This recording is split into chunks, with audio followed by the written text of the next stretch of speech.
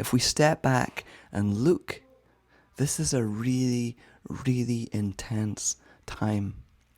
And we are shifting, we are adapting and changing in ways that will become evident over the next few years. As we begin to talk about COVID today, is rewind a little bit to a prayer that my friend Christine wrote right at the start of the pandemic. I remember her sharing this at least in March of 2020.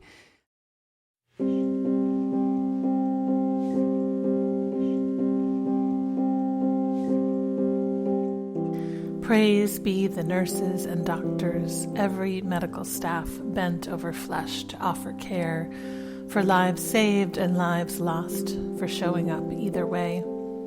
Praise for the farmers tilling soil, planting seeds so food can grow, an act of hope if ever there was. Praise be the janitors and garbage collectors, the grocery store clerks and the truck drivers barreling through long, quiet nights. Give thanks for bus drivers, delivery persons, postal workers, and all those keeping an eye on water, gas, and electricity. Blessings on our leaders making hard choices for the common good, offering words of assurance. Celebrate the scientists working away to understand the thing that plagues us, to find an antidote, and all the medicine makers. Praise be the journalists keeping us informed. Praise be the teachers, finding new ways to educate children from afar, and blessings on parents holding it together for them. Blessed are the elderly and those with weakened immune systems, all those who worry for their health. Praise for those who stay at home to protect them. Blessed are the domestic violence victims on lockdown with abusers, the homeless and refugees. Praise for the artists and poets, the singers and storytellers, all those who nourish with words and sound and color. Blessed are the ministers and therapists of every kind, bringing words of comfort. Blessed are the ones whose jobs are lost, who have no savings, who feel fear of the unknown gnawing. Blessed are those in grief, especially who mourn alone. Blessed are those who have passed into the great night. Praise for police and firefighters, paramedics, and all who work to keep us safe. Praise for all the workers and caregivers of every kind. Praise for the sound of notifications, messages from friends reaching across the distance. Give thanks for laughter and kindness. Praise be our four-footed companions with no forethought or anxiety, responding only in love. Praise for the seas and rivers, forests and stones who teach us to endure. Give thanks for your ancestors, for the wars and plagues they endured and survived. Their resilience is in your bones, your blood. Blessed is the water that flows over our hands and the soap that helps keep them clean, each time a baptism. Praise every moment of stillness and silence so new voices can be heard. Praise the chants and slowness. Praise be the birds who continue to sing the sky awake each day. Praise for the primrose poking yellow petals from dark earth. Blessed is the air clearing overhead so one day we can breathe deeply again. And when this has passed, may we say that love spread more quickly than any virus ever could. May we say this was not just an ending, but also a place to begin.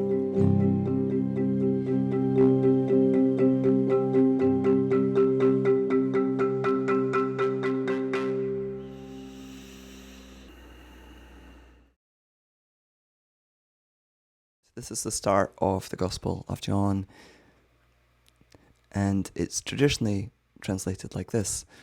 In the beginning was the Word, and the Word was with God, and the Word was God.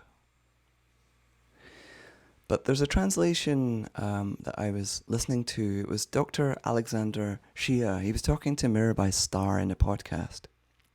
Yeah, he's Lebanese, Lebanese American.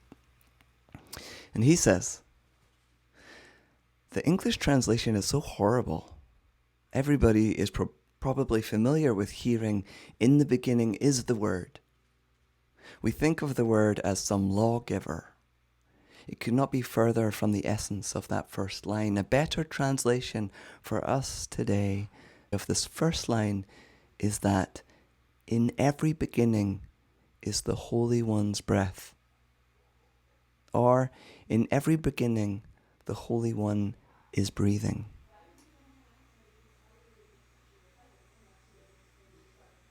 He goes on to say, this text is not about something that happened back then, but it's about the eternal now that is happening in us. That we are here in this moment because the Holy One is breathing us. And the Holy One is breathing every cell in the cosmos. There's one source.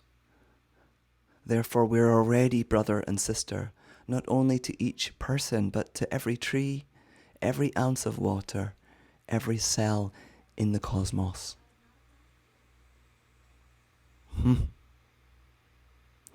And I think COVID has really brought that truth of we are all one, all life breathes together, or traditional Christian language, we are all one in Christ Jesus.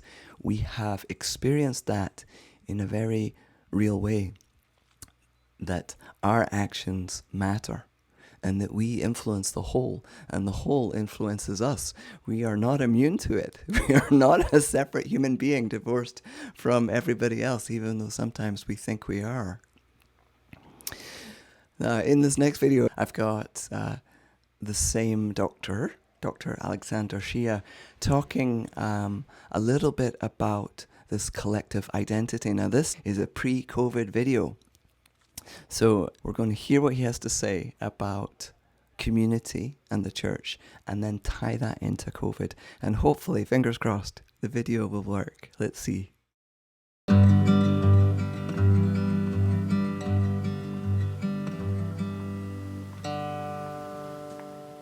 What's the role of the church? Church to me I define as community. And community is salvation.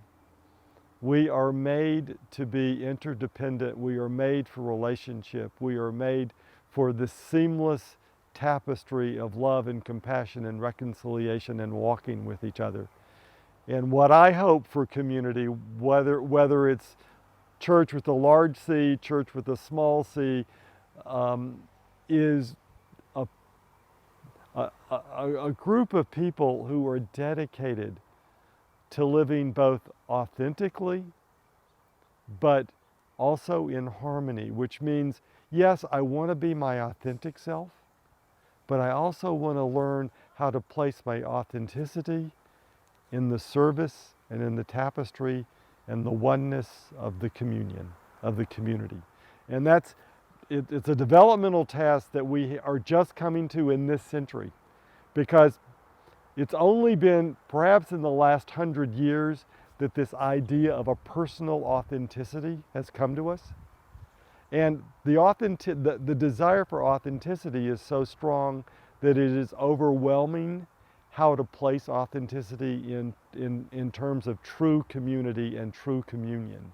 That's the next step. And spiritual traditions, all spiritual traditions today, have got an enormous new work to give us the practices of how we do this. Wherever that effort is, and wherever Spirit is called on to help us in that effort, is what I name as church. What does church do?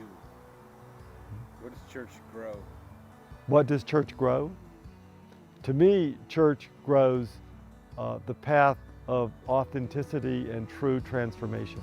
That church is here to teach us how to walk this one journey that we are all on, and how to walk it shoulder to shoulder with each other.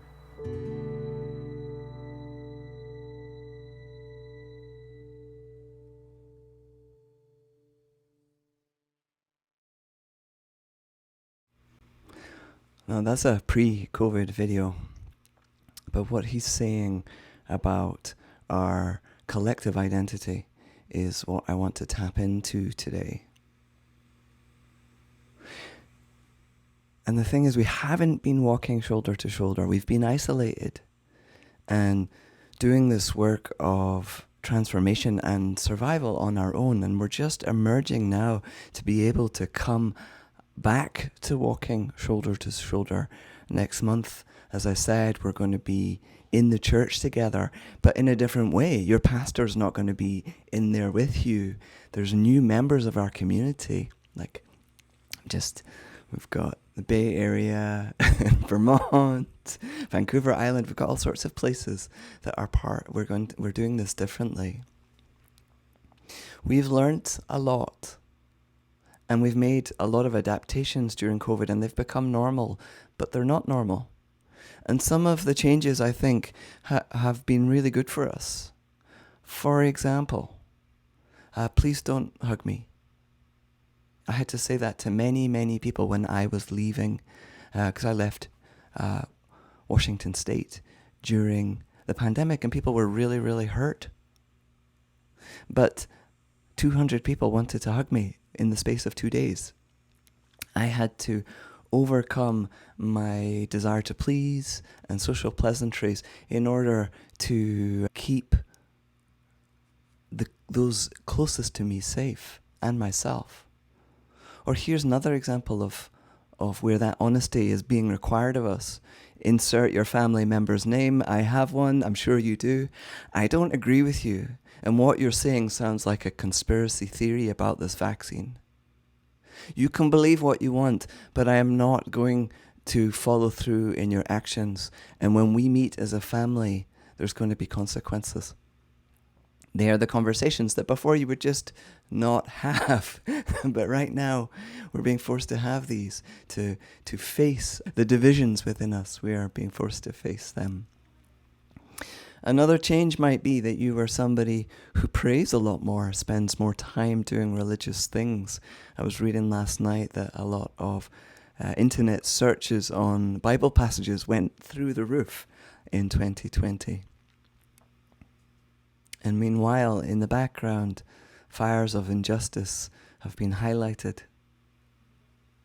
And perhaps in this time of tension, you have been fueled in your activism, or at least appalled or made angry, motivated to do what you can to unpack colonization and sexism and racism as best you can, even if that doesn't feel like a lot. But in COVID, our choices matter. We are shown that our choices matter. So because today is a little bit different, I'm actually going to split us up into small groups. We're going to take 10 minutes to be in dialogue with yourself with a pen and paper and jot down your thoughts about how COVID has changed you.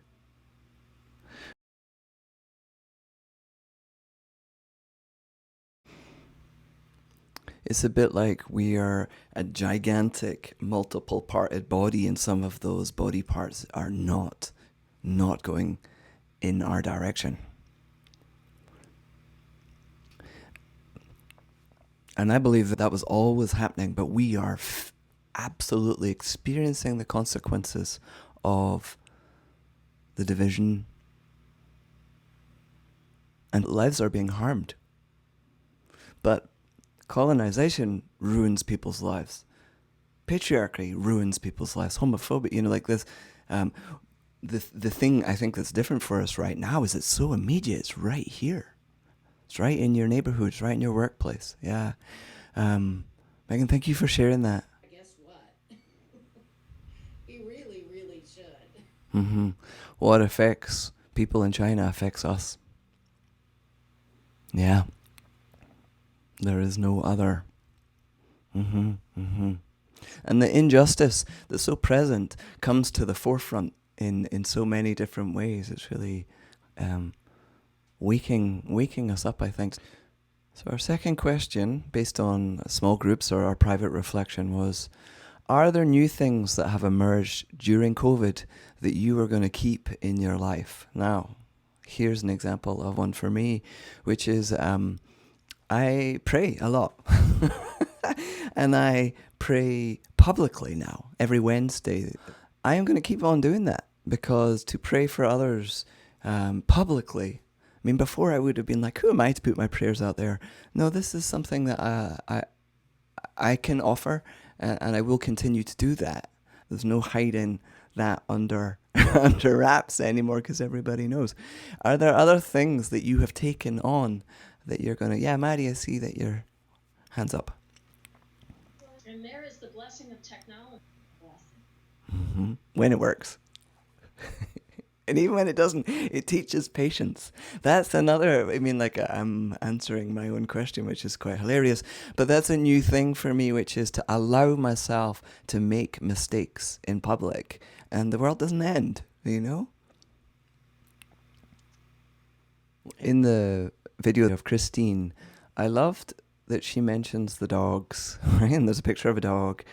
This has been such a time for dogs. They love it. We're all home. My dog is as happy as she's ever been. But also, she brings her full self to the day, no matter how hard it is. My dog's a rescue, has a lot of anxiety, and can still bring her full self. You know, happiness isn't an end result that we get to once all our problems go away.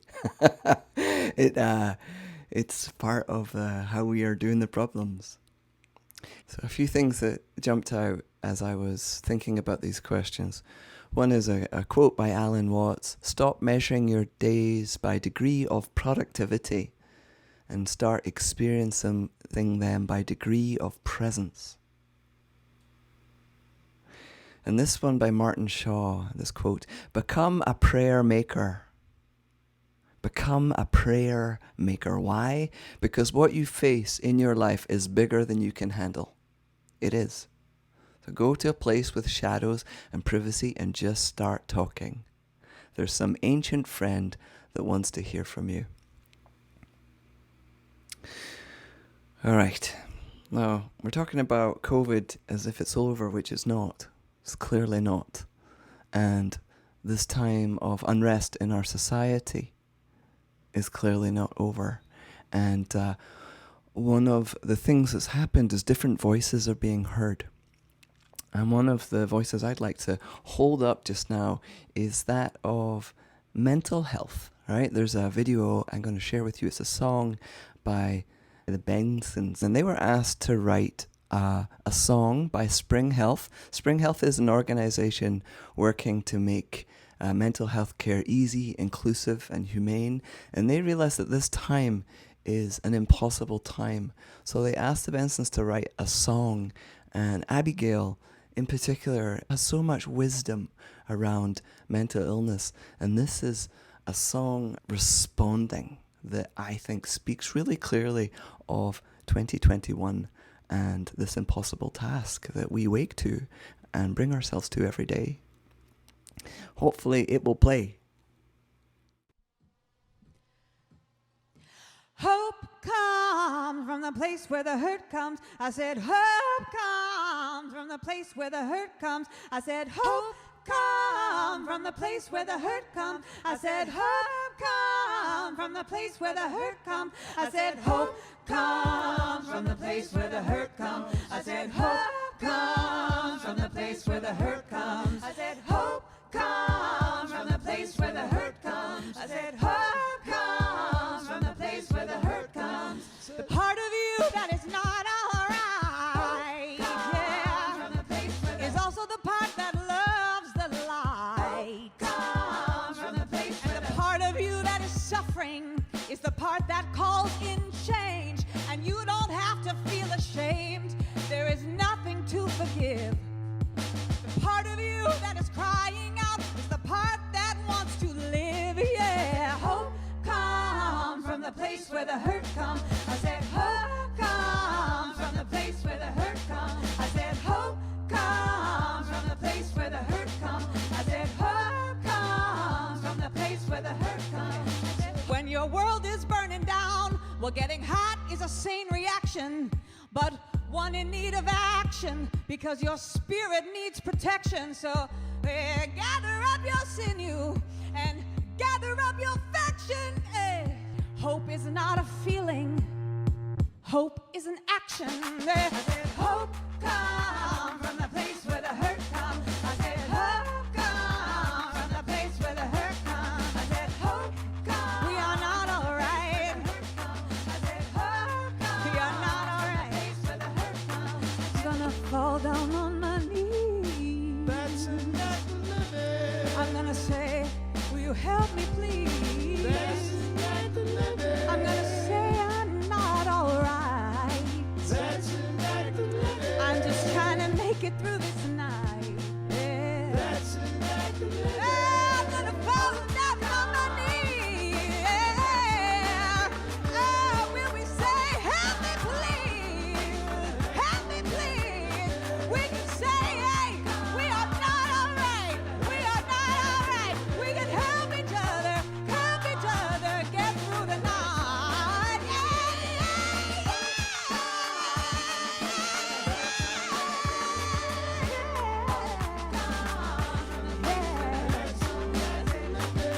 Because hope comes from the center of the hurt, in the middle of the dirt. We'll plant a seed and watch it grow into something we don't already know.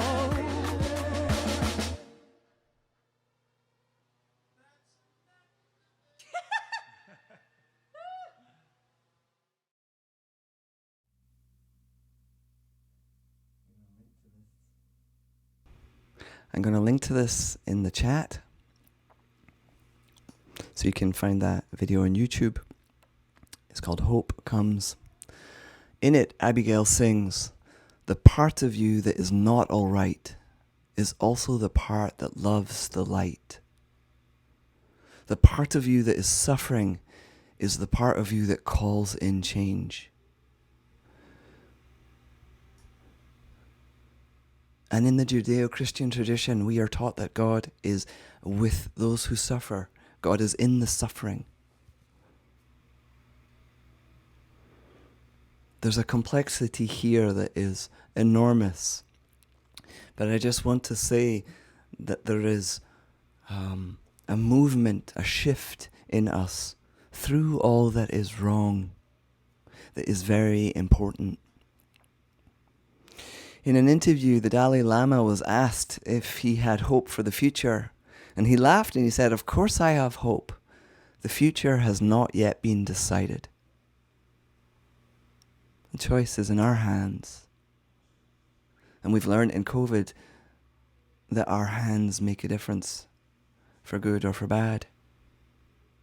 But within our hands is the force of life that birthed this universe, and the substance of the cosmos is in our bones. And as we use our hands to respond to this world, the vitality and loving support of our ancestors moves with us. We are not alone in this human-made, God-sized problem. We are not alone. And as we reach out to respond to the world, maybe a world on fire, God moves in and through us. One life within every life means our choices matter. And we are waking up to that. Rumi urges us, do not go back to sleep. Nothing about us is separate in the pandemic. That's become abundantly clear.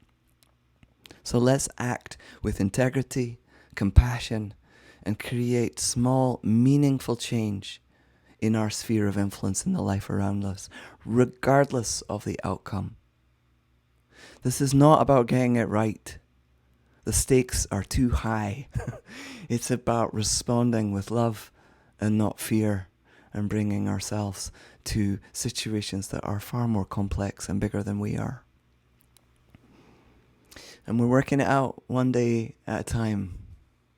Hey, I've got a prayer for us to close here. O Lord, Creator, Ruler of the world, we thank you that you have brought us through. How strong the pain was, but you were stronger. How deep the fall was, but you were even deeper. how dark the night was, but you were the noonday sun in it. You are our father, our mother, our brother, our sister, our friend.